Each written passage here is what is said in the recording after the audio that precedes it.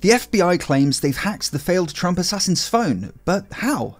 Also in your hacking news roundup, AT&T suffers a historic breach and Apple bans VPN apps in Russia.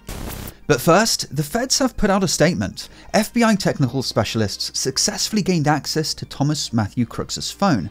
But how? The hacking methods at the FBI's disposal totally depend on which model of phone the assassin had, and thanks to pictures leaked to the press, we have some clues. The photo is really low res, but if we do some enhancing, it's clearly some kind of Android. Looks like we have 3 cameras on the back, a flash, and the brand name at the bottom. My money's on some kind of Samsung, and I could be totally wrong, but perhaps the A25? Let's assume the phone was locked with fingerprint recognition. Could the feds, after they finally got up onto that roof, just have touched his finger to the reader in order to unlock it? There are reported cases of law enforcement exploiting a corpse's finger to unlock a phone, but this is only possible soon after a person dies, because fingerprint scanners rely on the electric charge running through your body, and once that's gone, then you're just out of luck. As for facial recognition, the guy's face looked a little rearranged from the photos floating around on X, so I'm not sure that was much of an option. In fact, we know the FBI's methods were a little more technical, because according to The Verge, field agents in Pennsylvania had tried and failed to break into his phone, so the device was sent to the FBI lab in Quantico, Virginia. There, it's been leaked to the media that the phone was unlocked with tech from Celebrite. Celebrite is an Israeli forensics company which makes these things, a hardware and software package which, simply put, can break into and unlock many modern phones. This all relies on vulnerabilities in iPhones and Android devices, which Celebrite keeps secret. Even the capabilities of these tools is totally unknown, or, well, at least it was until a couple of days ago when Celebrite's list of supported devices was leaked. So how this works is that the data that can be extracted from an Android phone depends on whether it's hot or cold. A cold device is a device that's just been rebooted. User data is totally inaccessible until you enter your passcode, at which point a decryption key is loaded into memory and the phone becomes hot. The phone is still considered hot even if it's locked again, because that key is still stored in memory. In this state, it's easy to extract data. This column shows that for the latest Samsung phones, the feds can exfiltrate everything. This applies to pretty much all the newest Android phones, though there are some devices which, for whatever reason, this isn't possible. However, it's a slightly different story if the phone is in a cold state, as in it's only just been rebooted. In this state, the phone has to be brute forced, but this is possible for pretty much most of the newest Android phones, including the phone of the assassin.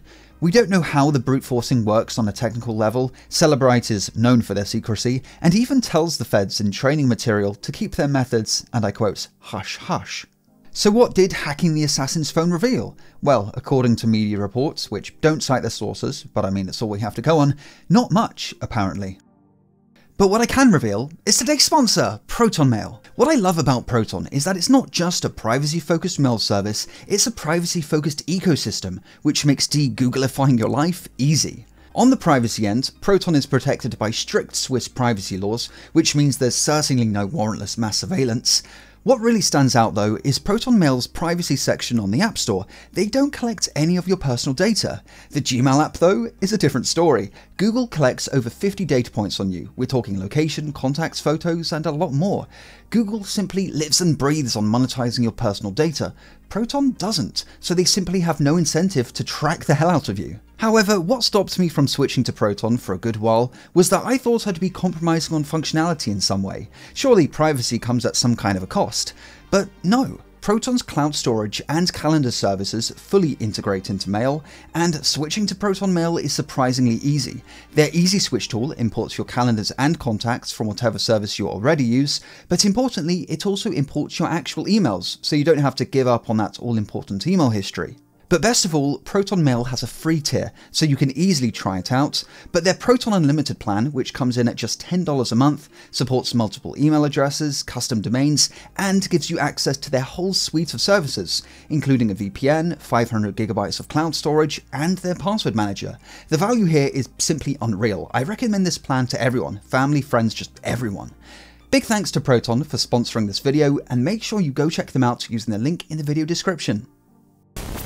AT&T has just suffered a truly historic breach. A hacker has stolen a database of the call and SMS records of nearly all of AT&T's customers. This even includes smaller MVNO carriers which use AT&T's network. In total, this affects more than 100 million people.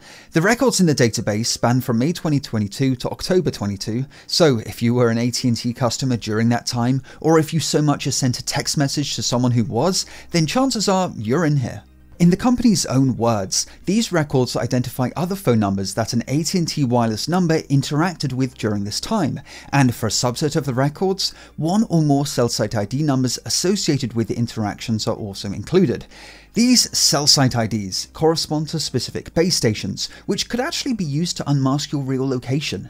To be clear, the database contains AT&T customer phone numbers and a list of other phone numbers they either called or texted and just how many times. The actual content of phone calls and text messages aren't included. There's also no timestamps attached or personal information like your name or email address, but that doesn't mean there aren't major privacy implications here. The real danger comes when this dataset is combined with other breaches. I refer you to the Facebook data dump of 2021, which leaked the phone numbers of 500 million people along with a bunch of their personal data. Using breaches like this, cyber bad guys can uncover exactly who each person in the AT&T database is and figure out exactly who they're talking to, and then exploit that information in all kinds of nefarious ways, like in personalized phishing scams.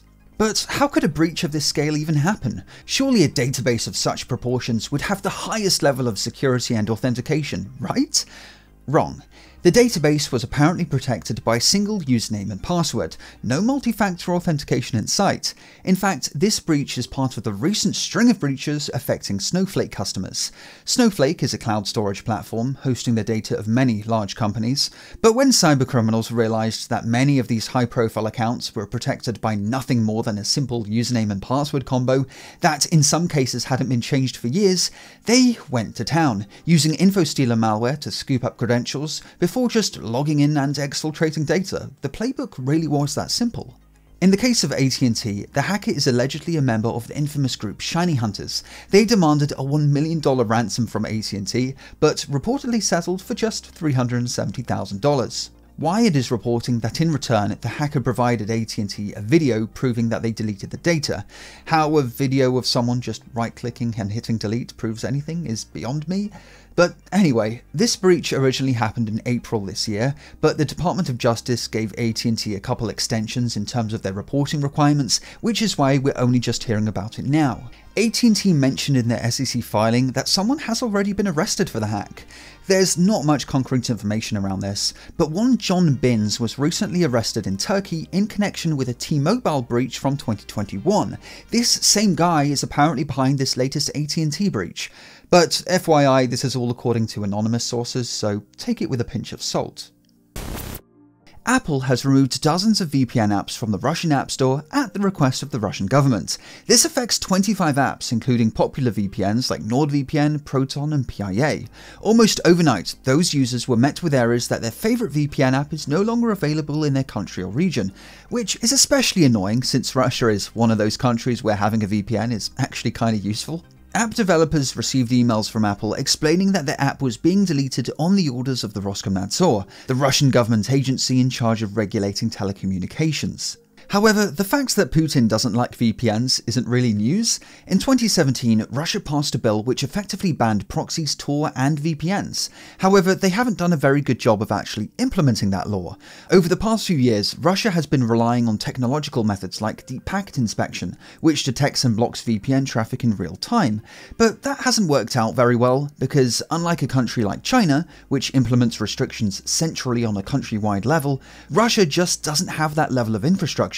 So they rely on each individual ISP to do the dirty work for them, which doesn't work quite as well because different ISPs implement blocks differently, leading to really inconsistent enforcement, which might be one reason why Russia has said screw it and just turned to Apple to ban VPN apps en masse. VPN developers, as you can imagine, are not very happy, with some blaming Apple for this.